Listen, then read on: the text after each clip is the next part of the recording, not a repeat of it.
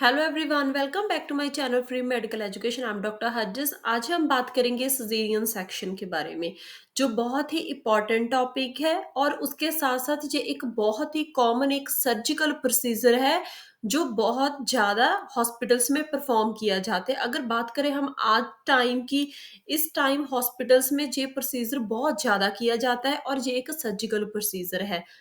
तो फर्स्टली बात करेंगे हम इसकी definition. Cesarean section is delivery of a viable fetus more than 28 weeks through the abdomen by giving incision on abdominal wall and uterus। तो इसमें mainly किया क्या जाता है सिजेरियन सेक्शन में, हम एक वाइएबल फीटस मतलब जो मोर देन 28 वीक्स का हो, मतलब जो फीमेल है उसकी प्रेगनेंसी 28 वीक्स से ज्यादा हो, उसको बोल देंगे हम वाइएबल फीटस है। उसकी डिलीवरी की जाती है कैसे? जो एब्डोमेन है, पेट है मदर का, उस पे कट लगा के, इंसिजन का मतलब आ गया कट लगा के, on abdominal wall and uterus, मतलब यूट्रस पे या एब्डोमिनल वॉल पे पहले कट लगाया जाएगा, उसके बाद यूट्रस पे कट लगा के तो जो वायबल फीटस है उसके बच्चे की डिलीवरी की जाएगी, फीटस की डिलीवरी की जाएगी। तो जो कि 28 वीक्स से ज्यादा होगा वो आएगा सिजेरियन सेक्शन के अंडर। फिर आ गया इफ फिटिस इज नॉन बायबल, मतलब लेस देन 28 वीक्स। अगर कोई जो फिटस है वो 28 वीक्स से कम है, मतलब जो मदर की प्रेगनेंसी है वो 28 वीक्स से कम है, and delivered through incision on abdominal wall and uterus, तो उसमें क्या होगा? सेम कट लगाया जाएगा मदर के पेट पे, एब्डोमिनल वॉल पे एंड यूट्रस पे, पर वो एक अलग मेथड के अंडर आ जाएगा, जो कि जिसको बोल देते हैं मेथड ऑफ परफॉर्मिंग एमटीपी, मतलब मेडिकल टर्मिनेशन ऑफ प्रेगनेंसी, जिसको बोल देते हैं हिस्टोटमी। तो एक वर्ड होता है हिस्टोटमी, मतलब इसके पीछे आप देख सकते हो कि ऑटमी लगा है, मतलब जो एब्डोमिनल वॉल है जहाँ फिर जो यूट्रस है उसकी ओपनिंग की जाएगी। इन दोनों वर्ड्स में एक होता है जो लास्ट में मैंने लिखा है रेड कलर का, वो है हिस्ट्रेक्टमी, एक होता है हिस्टोटमी। इन दोनों वर्ड्स में स्टूडेंट बहुत कंफ्यूज होते हैं। हिस्टोटमी का मतलब होता है जिसके लास्ट में ऑटमी लगा होगा, उसको बोल देते हैं जस्ट किसी ऑर्गन की ओपनिंग की जाती, उसको रिमूव नहीं किया जाता। तो उसमें क्या होता है, एमटीपी के अंडर क्या होता है कि जस्ट ओपनिंग की जाती है यूट्रस की, तो उसमें से जो नॉन बाइएबल फीटस है जो 28 वीक्स से कम है उसको बाहर निकाल लिया जाता है। पर जो हिस्ट्रेक्टमी है उसके लास्ट में एक्टमी लगा है, RCTOMY, मतलब किसी भी चीज की रिमूवल करनी। मतलब इसमें क्या होगा, जो हिस्टेक्टमी है उसका मतलब है सर्जिकली रिमूव कर देना, यूट्रस को रिमूव भी कर देना। तो आई होप आपको दोनों टर्म्स में कंफ्यूजन नहीं हुई होगी। तो आप उनके लास्ट में ऑटमी मतलब ओपनिंग करनी, और एक्टमी होता है किसी चीज को रिमूव कर देना। तो नेक्स्ट आ गया removal of a foetus from abdominal cavity in case of rupture uterus called laparotomy. तो एक कंडीशन और होती है, फीटस को रिमूव किया जाता है एब्डोमिनल कैविटी से इन केस ऑफ रप्चर यूट्रस। अगर किसी भी कारण से ये यूट्रस है उसकी वॉल रप्चर हो जाए, उसकी वॉल मतलब फट जाए, तो जो बच्चा है जो फीटस है वो आ जाएगा एब्डोमिनल कैविटी में। तो उसमें से जो मतलब जो फीटस है वो यूट्रस की वॉल फट गई, तो वो आ गया एब्डोमिनल कैविटी में। तो उसमें से उस फीटस को निकालने के लिए जो प्रोसीजर किया जाएगा उसको बोल देते हैं लेप्रोटमी। तो आई होप आपको तीनों डेफिनेशन से समझ आ गई होगी। तो अगर हमने कोई भी चीज एब्डोमिनल वॉल से रिमूव की उस चीज को हम हिस्ट्रोटमी नहीं बोलेंगे, उसको बोलेंगे हम लेप्रोटमी।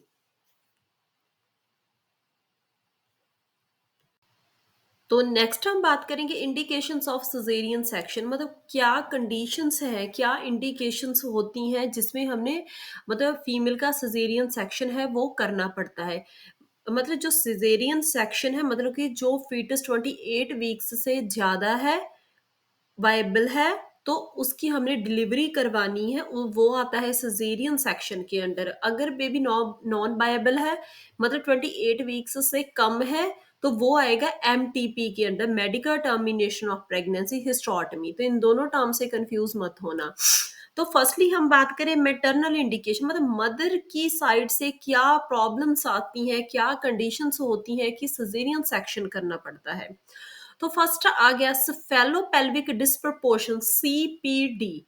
इसका मतलब आ गया कि जो मदर है उसका पेल्विस है, जो पेल्विक कैविटी है वो नॉर्मल है, बट जो फीटस है वो, उसका जो हेड लार्ज है, फीटस लार्ज है, जहाँ फिर हम बोल सकते हैं मैक्रोसोमिया है। तो उस कंडीशन में क्या होता है, जो बेबी है वो पेल्विक कैविटी को क्रॉस नहीं कर पाता, तो उस कंडीशन में भी सिजेरियन सेक्शन किया जाता है। या फिर इसके ऑपोजिट, जो फीटस है वो तो नॉर्मल साइज का है, पर जो मदर का पेल्विस, उसकी पेल्विक कैविटी है वो स्मॉल है, तो उस कंडीशन में भी जो सिजेरियन सेक्शन है वो किया जाता है। फिर आगे ऑब्स्ट्रक्टिव लेबर, इसका मतलब आगे कि जो लेबर का प्रोसेस है वो ऑब्स्ट्रक्टिव है, मतलब वो नॉर्मल नहीं है, वो जो मतलब कि लेबर का प्रोसेस है उसमें कोई प्रॉब्लम आ रही है, वो जो रिदम होनी चाहिए लेबर पेन्स की वो उतनी नहीं है, उसमें कोई प्रॉब्लम है। फिर आ गया प्रीवियस सी सेक्शन, मतलब अगर किसी मदर का, फीमेल का पहले ही सिजेरियन सेक्शन हुआ है तो उस कंडीशन में भी चांसेस बढ़ जाते हैं कि उनका मतलब जो प्रेजेंटली भी सिजेरियन सेक्शन होगा। जहाँ फिर क्लासिकल और मल्टीपल, जो हम आगे बात करेंगे इसकी टाइप्स में। क्लासिकल जो सिजेरियन सेक्शन होता है उसमें भी क्या होता है कि अगर उनका पहले हुआ है सिजेरियन सेक्शन तो प्रेजेंटली भी होगा। जहाँ फिर मल्टीपल, जहाँ फिर उनके जो LSCA से मतलब सिजेरियन सेक्शन है वो पहले 2 बार हो चुका है, तो अभी प्रेजेंटली भी उनका चांसेस है कि वो सिजेरियन सेक्शन ही होगा। क्योंकि इस केस में हम अगर उनके पहले 1 या 2 बार 3 बार सिजेरियन सेक्शन हुआ है तो प्रेजेंटली वो विजाइनल डिलीवरी की ट्राई नहीं कर सकते, जिससे क्या है यूट्रस रप्चर हो सकता है। फिर आ गया placenta previa, APH, antepartum haemorrhage की कंडीशन है, उस केस में भी सिजेरियन सेक्शन किया जाता है। तो फिर आ गया एक्टिव जेनिटल हर्पिस, तो अगर किसी मदर को एक्टिव जेनिटल हर्पिस की इन्फेक्शन है उस केस में भी जो सीरियन सेक्शन किया जाता है। पर इसके ऑपोजिट अगर कोई मदर को HIV है तो जरूरी नहीं है कि उनका सिजेरियन सेक्शन भी होगा। पर अगर किसी को जेनिटल हर्पिस की इन्फेक्शन है तो उस केस में सिजेरियन सेक्शन किया जाता है। फिर आ गया failure to progress in labour, इसमें क्या है, जो यूट्रस है वो कॉन्ट्रैक्ट नहीं हो पाया, यूट्राइन अटोनी होगी, तो उस केस में भी जो लेबर है, मतलब उनका जो प्रोसेस है वो प्रॉब्लम, मतलब जो लेबर का प्रोसेस है उसमें प्रॉब्लम होगी, क्योंकि जो यूट्रस है वो कॉन्ट्रैक्ट ही नहीं कर पाया और यूट्राइन अटोनी होगी, तो उस केस में भी सिजेरियन सेक्शन होता। फिर आ गया कॉर्ड परलैप्स, तो कॉर्ड परलैप्स के केस में भी सिजेरियन सेक्शन किया जाता है। तो ये थे सारे मदर की तरफ से इंडिकेशंस, क्या कंडीशन है जिस केस में सिजेरियन सेक्शन किया जाता है। तो नेक्स्ट हम बात करेंगे फीटल इंडिकेशंस, मतलब जो फीटस है, जो बेबी है, उसकी तरफ से क्या प्रॉब्लम्स आती हैं कि सिजेरियन सेक्शन करना पड़ता है। पहले हमने बात की थी मदर की तरफ से मैटरनल इंडिकेशंस, अब हम बात करेंगे फीटल इंडिकेशंस। फर्स्ट आ गया फीटल डिस्ट्रेस, तो फीटल डिस्ट्रेस में आगे कि अगर जो फीटस है वो डिस्ट्रेस में जा रहा है, मतलब कि उसकी जो हार्ट रेट है वो कम हो रही है, या फिर वो हाइपोक्सिया में जा रहा है, तो उसमें जो एज सुन एज पॉसिबल जो बेबी है, जो फीटस, उसकी डिलीवरी की जाएगी, तो सिजेरियन सेक्शन किया जाएगा। फिर आ गया माल प्रेजेंटेशन, तो ये एक बहुत इंपॉर्टेंट पॉइंट होता है जिसमें सिजेरियन सेक्शन किया जाता है। तो एग्जाम्पल जैसे कि जो आप इमेज में देख सकते हो, स्फेलिक पोजीशन है वो नॉर्मल है, जैसे बेबी का जो हेड है वो नीचे की तरफ होता है। तो उसके अलावा एक आ गई ब्रीच प्रेजेंटेशन जिसमें बेबी का हेड ऊपर है, एक आ गया ट्रांसवर्स, जो बिल्कुल ट्रांसवर्स में है बेबी। तो इस कंडीशन में अगर बच्चे की जो पोजीशन है, फिटस की पोजीशन है वो ब्रीच या ट्रांसवर्स लाई है, तो उस कंडीशन में भी जो सिजेरियन सेक्शन है वो किया जाता है। फिर अगर मल्टीपल जेस्टेशन, मतलब कि जो फीटस है वो एक से ज्यादा है, 2 है, 3 है, और उसके साथ साथ मेनली कोई भी कॉम्प्लिकेशन है, तो उस केस में भी सिजेरियन सेक्शन किया जाता है। उसके बाद आ गया मैक्रोसोमिया, मतलब मैक्रोसोमिया का मतलब आ गया कि अगर जो बेबी है वो 4 kg से बड़ा है, वो लार्ज है। फिर आ गया कंजनाइटल अनोमलीज, मतलब अगर कोई बच्चा है, वो फिटस है, उसको बाय बर्थ कोई सिवियर एनोमली है, तो उसमें क्या होता है, अगर बच्चे को कोई अनोमली है तो उसमें जो नॉर्मल लेबर है वो इंड्यूस नहीं होती, तो उस केस में सिजेरियन सेक्शन किया जाता है। तो नेक्स्ट हम बात करते हैं टाइप्स ऑफ सिजेरियन सेक्शन। तो फर्स्ट है सॉरी, फर्स्ट टाइप है अपर यूटेराइन सेगमेंट सिजेरियन सेक्शन, जिसको हम बोल देते हैं क्लासिकल।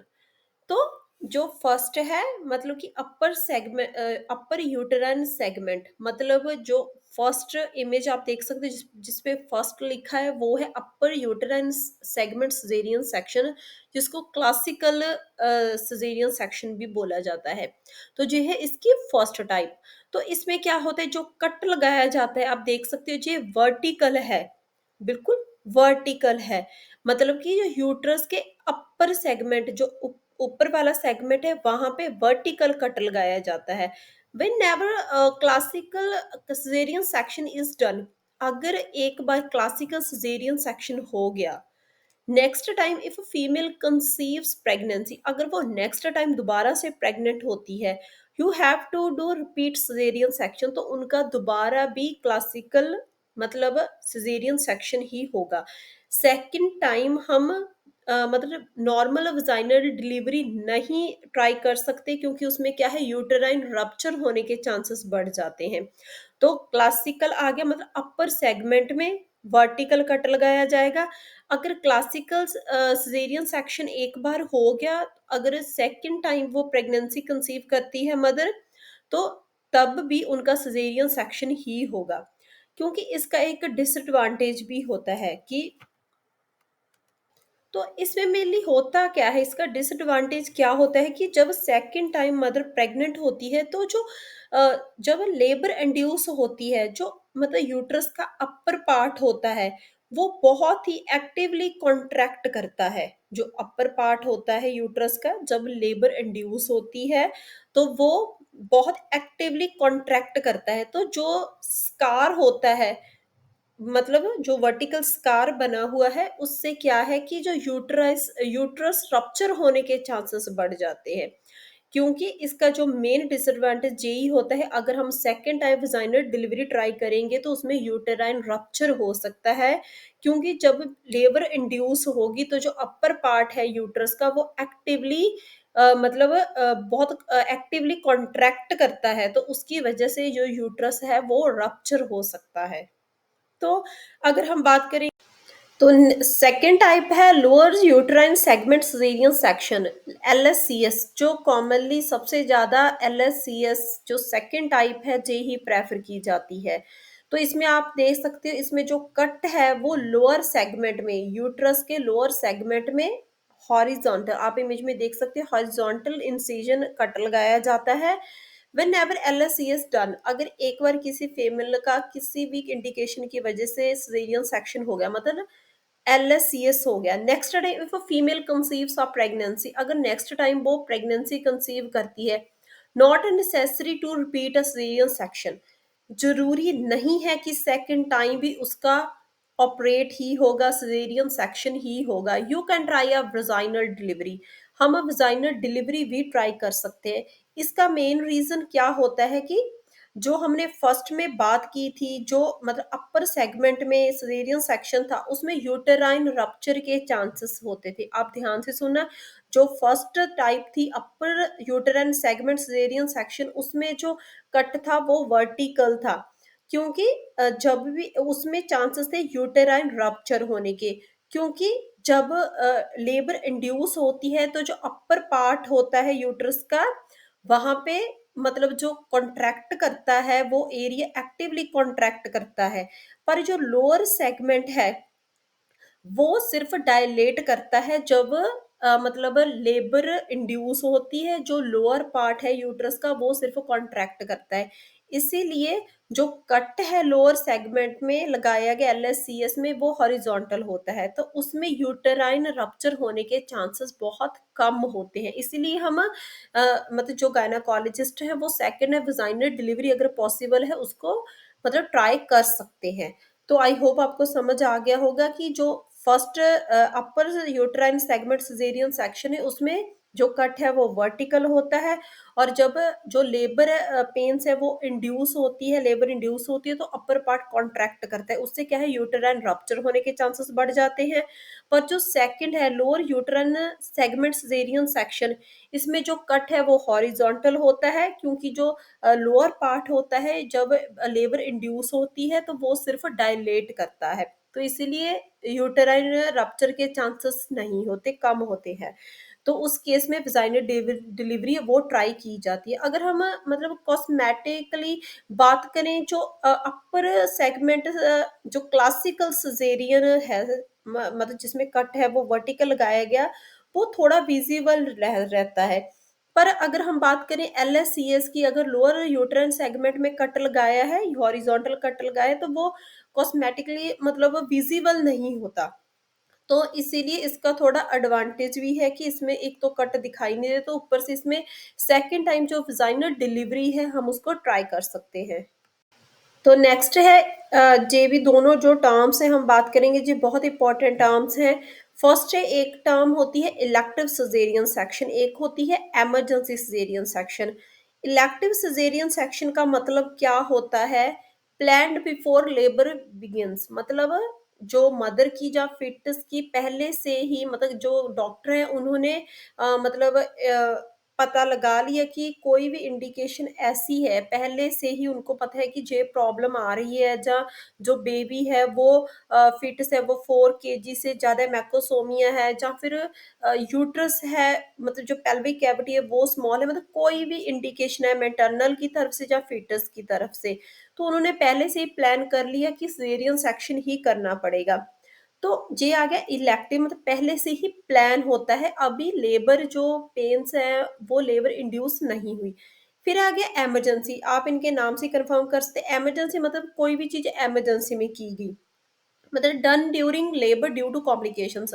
ड्यूरिंग लेबर जब इंड्यूस हुई, उसके टाइम पे, ड्यूरिंग लेबर पेन्स के टाइम में, लेबर के दौरान कोई ऐसी कॉम्प्लिकेशन आ गई, या फीटस की तरफ से या मदर की तरफ से, तो उस केस में सिजेरियन सेक्शन करना पड़ेगा, तो उसको बोल देते हैं इमरजेंसी। इमरजेंसी में हम इमरजेंसी के वर्ड से ही लगा सकते हैं कि इमरजेंसी में करना पड़ा, क्योंकि मदर या फीटल को कोई कॉम्प्लिकेशंस आ रही थी। इलेक्टिव मतलब पहले से ही प्लान था, उसके ऑपोजिट। तो नेक्स्ट हम बात करेंगे बिफोर सिजेरियन सेक्शन, हमने क्या-क्या प्रिपरेशन करके रखनी है, या फिर हम बोल सकते हैं कि nursing responsibility before caesarean section. Caesarean section करने से पहले, ऑपरेट करने से पहले हमने किन-किन बातों का ध्यान रखना है और कौन-कौन से काम हमने करने हैं, जो बहुत इंपॉर्टेंट है। फर्स्ट है कि टेक कंसेंट। हमने कंसेंट फॉर्म है, उस पे साइन करवाने हैं मदर के या फिर उनके हस्बैंड के, क्योंकि विदाउट कंसेंट हम ये प्रोसीजर नहीं कर सकते। तो कोई भी सर्जरी प्रोसीजर होता है, तो हमने पेशेंट के या फिर उनके जो क्लोज रिलेटिव है, हस्बैंड वाइफ, उनके हमने कंसेंट लेने होते हैं, वी ऑल आर नो। तो हमने बिफोर सिजेरियन सेक्शन हमने कंसेंट है वो लेने हैं, मदर के साइन लेने हैं, उनको सारा प्रोसीजर है उसको एक्सप्लेन करके। फिर है पॉली कैथेटराइजेशन। तो कैथेटराइजेशन बहुत इंपॉर्टेंट है, क्योंकि जो फीमेल होती है उनको एनास्थीसिया दिया जाता है, तो उसके बाद मतलब वो मूव नहीं कर सकती है अपनी बॉडी को, तो इसीलिए हमने पॉलिस कैथेटराइजेशन, मतलब उनकी यूरिन कैथेटराइजेशन कर देनी है पहले ही। फिर आ गया female should NPO for at least 6 hour. तो मतलब जो फीमेल है जिनका सीरियन सेक्शन होना है, उनको 6 आवर्स तक मतलब 6 आवर ऑपरेट से 6 आवर पहले हमने एनपीओ कर देना है, उनको कुछ खाने-पीने के लिए नहीं देना, और उनको भी समझा देना है और उनके रिलेटिव्स को भी। क्योंकि ये बहुत बार प्रॉब्लम आती है कि कई बार रिलेटिव्स उनको कुछ ना कुछ खाने के लिए दे देते हैं, तो हमने उनको बता देना है कि आपका 6-7 आवर के बाद सिज़ेरियन सेक्शन होना है, आपका ऑपरेट होना है, तो आपने अभी कुछ नहीं खाना। फिर आ गया prophylaxis antibiotic 60 minute before usually single dose. तो हमने क्या करना है, सबसे पहले किसी भी पेशेंट की सर्जरी होती है, फॉर एग्ज़ाम्पल उनको एंटीबायोटिक दिए जाते हैं। तो सेम हियर कि सिज़ेरियन करने से पहले जो भी गायनेकोलॉजिस्ट डॉक्टर ने हमें एंटीबायोटिक ऑर्डर किए हैं, वो हमने एज़ सून एज़ पॉसिबल दे देने हैं। अगर तो उनका इमरजेंसी ऑपरेट है, तो हमने जितनी जल्दी हो सके पेशेंट को एंटीबायोटिक्स देने हैं, या फिर अगर उनका इलेक्टिव है, मतलब पहले से ही प्लान था, तो 60 मिनट्स पहले हमने एंटीबायोटिक्स दे देने और उनकी सिंगल डोज़ दी जाती है, 1 डोज़। फिर आगे give antacid to prevent aspiration pneumonia. देखिए, जो एंटासिड्स दिए जाते हैं, वो क्या करते हैं, एस्पिरेशन निमोनिया को प्रिवेंट करते हैं, क्योंकि मदर को एनेस्थीसिया दिया जाता है तो एस्पिरेट होने के चांसेस बढ़ जाते हैं, तो इसीलिए एंटासिड भी दिया जाता है। इन्वेस्टिगेशंस टू बी डन, तो सबसे इम्पोर्टेंट मतलब जो जो भी डॉक्टर ने ऑर्डर किए हैं ब्लड टेस्ट, वो होने चाहिए। रिपोर्ट्स उनकी हमने कलेक्ट करके रखनी है, ऐसे नहीं है कि 1-2 रिपोर्ट्स हैं वो पेंडिंग पड़ी हैं। तो हमने जितनी जल्दी हो सके, हमने सारी, अगर तो इमरजेंसी है तो हमने एज़ सून एज़ पॉसिबल जो भी कलेक्ट हो सके हमने वो रिपोर्ट्स कलेक्ट करनी है और डॉक्टर को इन्फॉर्म करना है। सबसे इम्पोर्टेंट बात, सारा कुछ हमने डॉक्टर को हमेशा एक्सप्लेन करना है। तो अगर उनका पहले से ही प्लान है, तो हमने जो सारी इन्वेस्टिगेशंस है उनको कलेक्ट करना है और फाइल में लगा के रखना है। अगर उनमें कोई गड़बड़ी है, तो हमने डॉक्टर को इन्फॉर्म करना है। जैसे कि urine test, ABO and Rh compatibility. ABO मतलब आ गया ब्लड ग्रुपिंग होनी चाहिए, CBC complete blood count, viral marker like HIV वगैरह के होते हैं, एचसीवी वगैरह टेस्ट, वो सारे वायरल मार्कर बहुत इंपॉर्टेंट है, उसकी रिपोर्ट। फिर आ गया मॉनिटर वाइटल साइन, मदर के pulse, BP, respiration, SpO2, oxygen level, जो भी है सारे वाइटल साइंस हमने मॉनिटर करने और रिकॉर्ड करके रखने हैं। अगर कोई उनमें प्रॉब्लम है, थोड़ी एबनॉर्मेलिटी है, हमने डॉक्टर को इन्फॉर्म करना है। फिर आ गया एफएचआर, फीटल हार्ट रेट भी हमने नोट करके रखनी है। तो ये सारा कुछ हमने कलेक्ट करके रखना है, जो एक नर्सिंग रिस्पॉन्सिबिलिटीज हैं। इसको वाइवा के क्वेश्चन में भी पूछते हैं कि क्या रिस्पॉन्सिबिलिटी होती है हमारी बिफोर सिजेरियन सेक्शन। तो हमने एक बात और, अगर हमें किसी भी चीज में कोई डाउट लग रही है तो हमने अपने गायनाकोलॉजिस्ट को इन्फॉर्म करना है। तो नेक्स्ट आ गया बिफोर सिजेरियन सेक्शन कौन सा एनास्थीसिया दिया जाता है। तो जो एक बेसिक सी इंपॉर्टेंट नॉलेज है, रीजनल एनास्थीसिया दिया जाता है, हमने याद रखना है। रीजनल एनास्थीसिया दिया जाता है जिसकी टाइप है, तो मतलब जहाँ तो स्पाइनल एनास्थीसिया दिया जाता है, जहाँ फिर एपिड्यूरल दिया जाता है। हमने याद रखना है कि इन केस ऑफ सिजेरियन सेक्शन, जब सिजेरियन सेक्शन होता है तो उसमें जो स्पाइनल एनास्थीसिया है वो दिया जाता है। स्पाइनल कॉर्ड में स्पाइनल एनास्थीसिया दिया जाता है, सेगमेंट T4 ब्लॉक किया जाता है। तो हमने याद रखना है, पहले तो रीजनल एनास्थीसिया दिया जाता है, उसमें कौन सा गया, स्पाइनल या एपिड्यूरल होता है। तो अगर मतलब सिजेरियन सेक्शन है तो उसमें जो स्पाइनल कॉर्ड है, स्पाइनल एनास्थीसिया दिया जाएगा, जिसमें सेगमेंट ब्लॉक T4 है। वो स्पाइनल कॉर्ड का जो T4 सेगमेंट है उसको ब्लॉक किया जाएगा सिजेरियन सेक्शन में। पर इसके ऑपोजिट अगर पेनलेस वजाइनल डिलीवरी होती है, उसमें T10 जो एरिया है वो स्पाइनल कॉर्ड का T10 एरिया है उसको ब्लॉक किया जाता है। सिजेरियन सेक्शन में T4 ब्लॉक किया जाता है और पेनलेस वजाइनल डिलीवरी में T10 एरिया है वो ब्लॉक किया जाता है। तो आपने सुना होगा कि आजकल पेनलेस वजाइनल डिलीवरीज होती हैं, तो उसमें मतलब जो ब्लॉक T10 है उसको ब्लॉक किया जाता है, जो आता है एपिड्यूरल एनास्थीसिया के अंडर। ठीक है, और जो सिजेरियन सेक्शन है वो आता है मतलब स्पाइनल एनास्थीसिया के अंडर, और जो पेनलेस डिलीवरी वजाइनल डिलीवरी की जाती है वो आती है एपिड्यूरल के under.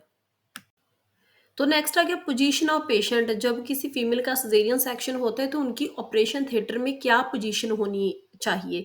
Spine position, spine position तो होगी, आप देख सकते हो इमेज में, with left lateral tilt of table 15 degree. तो लेफ्ट साइड को उनका बेड है, जो टेबल है, ओटी टेबल है, उनको 15 डिग्री पे टिल्ट कर दिया जाएगा, लेफ्ट लेटर टिल्ट किया जाएगा। तो ऐसा क्यों किया जाता है, आपको ये इम्पोर्टेंट पॉइंट है, इसको आपने नॉलेज में रखना है। वो क्यों किया जाता है, स्पाइन हाइपोटेंशन है, मतलब सडन पेशेंट का बीपी है, ब्लड प्रेशर ड्रॉप हो सकता है, उसको प्रिवेंट करने के लिए। क्योंकि to avoid IVC, inferior vena cava and aorta compress हो जाते हैं। उसके अगर हम मतलब पेशेंट को बिल्कुल स्पाइन पोजीशन देंगे और अगर हम उसको लेफ्ट लेटर टिल्ट मतलब टेबल को 15 डिग्री पे नहीं करेंगे, बिल्कुल सीधी स्पाइन पोजीशन दे देंगे, तो उससे क्या है, इंफीरियर वेना कावा एंड जो एओर्टा है वो कंप्रेस हो जाएंगे, तो उससे क्या है, स्पाइन हाइपोटेंशन हो जाएगी। मतलब सडन पेशेंट का ब्लड प्रेशर है वो ड्रॉप हो जाएगा। तो अगर हमने और कुछ नहीं याद रखना तो हमने ये याद रखना है कि स्पाइन पोजीशन पूरी नहीं देनी, हमने लेफ्ट लेटरल टिल्ट ऑफ जो ओटी टेबल है उसको 15 डिग्री पे रखना है, लेफ्ट लेटरल टिल्ट रखना है। ऐसा क्यों रखना है? To prevent a spine hypotension, ताकि जो पेशेंट का जो ब्लड प्रेशर है वो ड्रॉप ना हो जाए। तो उसके बाद आ गया लेयर्स कट, मतलब सिजेरियन सेक्शन में कौन-कौन सी लेयर है जो कट की जाती है, एक सीक्वेंस वाइज़ कट की जाएगी, स्टेप बाय स्टेप। फर्स्ट आ गया स्किन एंड फेशिया, मतलब स्किन को कट लगाया जाएगा, फेशिया मतलब thin layer of connective tissues. फिर आ गया रेक्टस शेल्थ, मतलब रेक्टस शेथ मतलब मसल को कट किया जाएगा। उसके बाद रेक्टस एब्डोमिनस, मतलब इस एब्डोमेन के जो मसल्स हैं उसको कट किया जाएगा।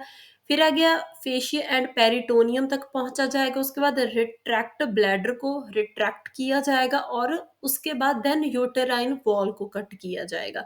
तो ये एक सीक्वेंस है लेयर्स का जिसको कट किया जाता है स्टेप बाय स्टेप। तो नेक्स्ट हम बात करेंगे post operative care after caesarean section. Female का सिजेरियन सेक्शन हो गया, पोस्ट ऑपरेटिव क्या बनती है? तो ये भी बहुत इंपॉर्टेंट टॉपिक है। नर्सिंग रिस्पॉन्सिबिलिटीज क्या है आफ्टर सिजेरियन सेक्शन? तो इसको भी बाय बाय क्वेश्चन में पूछते हैं, आपने इन सारे पॉइंट्स को ध्यान से सुनना है।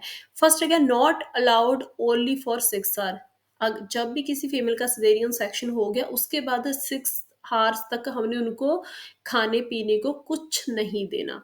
तो फिर आ गया नॉट सिट, पेशेंट को बिठाना नहीं है, लिफ्ट हेड मतलब उनका सिर नहीं उठाना, उनको करेज करना है, उनको हमने नॉलेज देनी है। क्योंकि जो भी मतलब मैंने आज तक एक्सपीरियंस किया तो रिलेटिव्स क्या करते हैं, उनको पानी वगैरह या कुछ खाने को दे जाते हैं। तो हमने उनके रिलेटिव्स को भी अच्छे से गाइड करना है, पेशेंट को भी गाइड करना है कि अगर वो मतलब कॉन्शियस है, आपकी बात सुन रहे हैं, क्योंकि कई बार पेशेंट है वो थोड़ा मतलब घबराए हुए होते हैं। तो इसलिए हमने, अगर वो आपसे कोऑपरेटिव कर रहे हैं, अच्छे से बात कर रहे हैं, तो पेशेंट को भी समझाना है और रिश्तेदार, उनके रिलेटिव्स को भी समझाना है, उनके हस्बैंड को स्पेशली, कि आपने 6 आवर्स तक उनको कुछ भी खाने को नहीं देना और उसके साथ-साथ आपने नहीं बैठना और सिर नहीं उठाना। जी, बहुत प्रॉब्लम आती है, रिलेटिव्स उनको कई बार सिर उठा लेते हैं पेशेंट का, या फिर उनको बिठाने की कोशिश करते हैं। तो हमने बोलना है स्ट्रिक्टली, आपने पेशेंट को नहीं बिठाना और ना ही उनका सिर उठाना है 6 आवर्स तक। तो क्योंकि अगर उससे पहले पेशेंट बैठ जाते हैं या फिर उनका सिर उठा लेते हैं वो, तो एक तो उनको वॉमिटिंग की प्रॉब्लम आती है, चक्कर आने लगते हैं और हेडेक की दिक्कत आती है। तो फिर आ गया pulse rate, blood pressure, temperature. 6 hours तक हमने स्ट्रिक्टली पेशेंट के वाइटल साइंस को मॉनिटर करना है। फिर आ गया फ्लूइड्स 2 टू 2.5 लीटर आरएल या डीएनएस, जो भी गायनेकोलॉजिस्ट ने ऑर्डर किए, हमने वो फ्लूइड को पेशेंट को 8 आवर्स तक, जो भी उन्होंने ऑर्डर किया है, जब तक हमने उनको कंटिन्यू रखना है। फिर आ गया ऑक्सीटोसिन ड्रिप, अगर गायनेकोलॉजिस्ट ने, कई केसेस में वो ऑर्डर करते हैं ऑक्सीटोसिन, कई केसेस में नहीं करते। ऑक्सीटोसिन की जो ड्रिप है उसको 6 टू 8 आवर्स तक कंटिन्यू रखना है, क्योंकि अगर किसी केस में पोस्टमार्टम हेमरेज पीपीएच के चांसेस हैं, कोई ऐसा कॉज है, ऐसा कोई रिस्क है जैसे पीपीएच हो सकता है, तो उस केस में गायनेकोलॉजिस्ट ऑक्सीटोसिन की ड्रिप है उसको स्टार्ट करवाती है, क्योंकि वो प्रिवेंट करती है पीपीएच की प्रॉब्लम को। फिर आ गया analgesics and PCM for 6 to 8 hour. तो जब भी मतलब गायनेकोलॉजिस्ट ने ऑर्डर किया है आफ्टर 4 आवर 6 आवर, मतलब एक बार जब वो ऑपरेशन थिएटर से आते हैं, हमने पूछना है कि आपने ऑपरेशन थिएटर में कोई पेन किलर तो नहीं दिया? वैसे तो वो सारा डॉक्यूमेंट होता है। अगर नहीं दिया तो हमने, गायनेकोलॉजिस्ट सारा लिख जाते हैं ट्रीटमेंट शीट पे कि कब देना है आपने। तो उसके अकॉर्डिंग पेशेंट को पेन किलर, पेसिया मतलब पैरासिटामोल, अकॉर्डिंग टू उनके पेन स्कोर। कई पेशेंट्स को पैरासिटामोल असर नहीं करता, बहुत पेन होती है, तो उनमें जैसे कि वॉबरन, डिक्लोफेनेक वगैरह, इवन के कई केसेस में इंजेक्शन ट्रामाडोल भी रिकमेंड करे। तो हमने डॉक्टर से पूछे बिना कुछ नहीं देना, जो उन्होंने ऑर्डर किया है। अगर पेन स्कोर ज़्यादा है, पेशेंट का टॉलरेट नहीं हो पा रहा, तो डॉक्टर से पूछ के ही हमने पेन किलर न्यू ऑर्डर करवाना है। फिर आ गया early breast feeding 2 to 4 hourly started. तो ये बहुत इंपॉर्टेंट क्वेश्चन है कि after caesarean section breast feed कब देनी चाहिए? तो 2 आवर्स के बजाय 4 आवर, इन 2 टू 4 आवर्ली कि उसके बिटवीन हमने स्टार्ट कर देनी है ब्रेस्ट फीडिंग। मतलब पेशेंट का 2 घंटे हो गए, 2 आवर हो गए सिज़ेरियन सेक्शन को, या फिर 4 आवर हो गए, तो उसके बाद हमने स्टार्ट कर देनी है 2 टू 4 आवर के बीच में। फिर आ गया डीप ब्रीथिंग एक्सरसाइज़। अगर उनको घबराहट हो रही है, साँस में दिक्कत आ रही है, तो उनको थोड़ा बोलें कि आप डीप ब्रीथिंग एक्सरसाइज़ेज़ करो। फिर आ गया encourage early ambulation after 6 hours, sit and move the leg. जब उनको 6 आवर्स 7 आवर्स हो गए ऑपरेट किए हुए, उसके बाद हमने पेशेंट को इनकरेज करना है, उनको मूव करवाना है। क्योंकि उनकी जो मतलब लेग्स को मूव करवाना है, धीरे-धीरे उनको उनको बिठाना है। फिर आ गया early ambulation to prevent DVT. तो अगर हम उनको जल्दी अच्छे से मूव करवा देंगे 6 टू 7 आवर के बाद सिज़ेरियन सेक्शन के, तो डीप वेन थ्रोम्बोसिस के चांसेस हैं वो प्रिवेंट हो जाते हैं। फिर आ गया वुंड केयर। तो जो भी उनका मतलब जो जहाँ पे कट लगा है, सर्जरी साइट है, उसकी जब भी डॉक्टर ने बोला है, जहाँ पे डॉक्टर खुद करते हैं, जहाँ फिर ऑन ड्यूटी डॉक्टर्स होते हैं, हमने उसकी केयर करनी है। फिर आ गया observe for sign of infection. जो भी एरिया है सर्जरी वाला, हमने उसको ऑब्जर्व करना है, वहाँ पे कोई पस फॉर्मेशन तो नहीं हुई, बहुत ज़्यादा मतलब कोई स्किन का कलर तो नहीं चेंज हो गया, कोई इन्फेक्शन तो नहीं लग रही हमें, या फिर कोई ऐसा साइन है पेशेंट को जो फीवर है वो मतलब कम हो ही नहीं रहा। तो ऐसे बहुत सारे साइन हैं, या फिर जो सर्जिकल साइट है, वहाँ पे हमने मतलब जो वुंड है उसका जो कलर है वो चेंज हो रहा है, वहाँ पे कोई पस नज़र आ रही है, कोई फ्लूइड निकल रहा है, तो हमने ऐसे साइन चेक करने हैं इन्फेक्शन को। एंड हेमरेज जो सबसे इम्पोर्टेंट है, पेशेंट के जो भी पैड लगाया होता है, तो हमने ऑब्ज़र्व करना है कि उसमें ब्लड कितना है। हमने ऑब्ज़र्व करना है कहीं पेशेंट को पीपीएच तो नहीं हो रहा। हमने असेस करना है कितनी ब्लीडिंग हो रही है, नॉर्मल से ज़्यादा तो नहीं हो रही, क्योंकि कई बार पेशेंट को पीपीएच पोस्टपार्टम हैमरेज होने के चांसेस हो जाते हैं। तो नेक्स्ट आ गया upper segment caesarean section indication. ज़्यादातर तो जो एलएससीएस है, लोअर सेगमेंट सिज़ेरियन सेक्शन ही प्रेफ़र किया जाता है, पर कई केसेज़ में अपर सेगमेंट सिज़ेरियन सेक्शन क्यों किया जाता है, उसके कई सारे बहुत ही मेजर कारण होते हैं, कोई मेजर बड़ा कॉज़ होता है, उसके कारण ही अपर सेगमेंट सिज़ेरियन सेक्शन किया जाता है। फर्स्ट है सर्विक्स कैंसर। सर्विक्स कैंसर है उस केस में, या फिर एडहेशन इन लोअर पार्ट यूट्रस, यूट्रस में बैंड है, ग्रुप है कोई स्कार टिश्यूज का, उस केस में early pre term caesarean section, मतलब प्री टर्म बहुत अर्ली हो रहा है बेबी की डिलीवरी, उस केस में सिजेरियन सेक्शन किया जाता है। फिर आगे बिग लोअर यूटेरल फिब्राइड, जो यूट्रस है उसमें कोई बहुत बड़ा फिब्राइड है, तो उस केस में सिजेरियन सेक्शन किया जाता है। तो अगर आपको मेरा टॉपिक अच्छे से समझ आया, मेरे चैनल को लाइक करना, शेयर करना और कमेंट में भी ज़रूर बता देना आपको मेरा टॉपिक कैसा लगा, आपको समझ आया अच्छे से। तो इन लास्ट थैंक यू।